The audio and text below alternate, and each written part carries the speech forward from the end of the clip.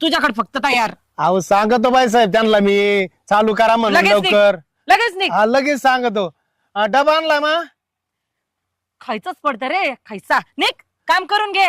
मग आता मी इथून तिकडे डबा आणायला गेलो होतो आणि त्यांनी इथं बंद ठेवला मग मी काय करणार. आणलाय जा. काय आणलं डबे हो?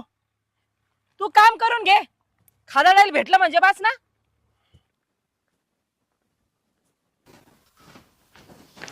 आईला नको नको ती बोलली बाईसाहेब मला.